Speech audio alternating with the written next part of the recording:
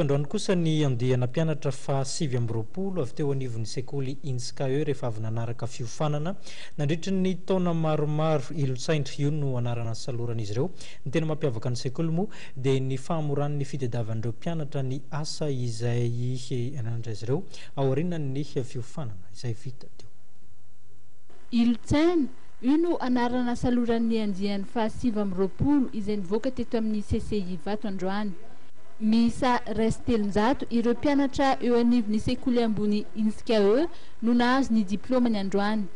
Ny 19 dia nahazo ny diplômany premier cycle, ny 17 dia nahazo ny master 2 ary ny 19 dia nahazo ny master of business administration na MBA. Tao anatin'ny 130 taona nisiny dia efa nahatratra 5,775 ireo mpianatra nahazo diplôma nandaty fianarana teo anivon'ny INSKE ary mahery 2 alina ireo sertifika nomena ireo mpitantana sy tompon'andraikitra eo anivon'ny orinasa samihafa ho fanamafisana ny traikefany. Androany dia nahazo fankasitrahana manokana ny major des majors. Mademoiselle Zafinzat Fitayi.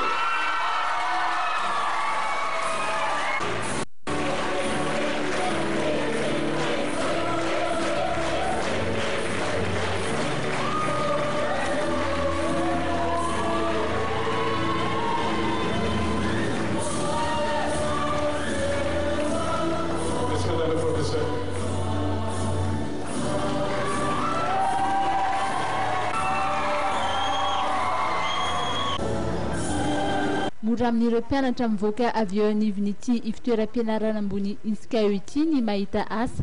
Mahatratra 7 isanjato raha ny fantatra ny antsoina amin'ny teny baiko hoe taux d'insertion professionnelle ary saika manana andraikitra ambony avokoa eo anivon'ny fanjakana na eo amin'ny sehatra tsy miankina izy ireo.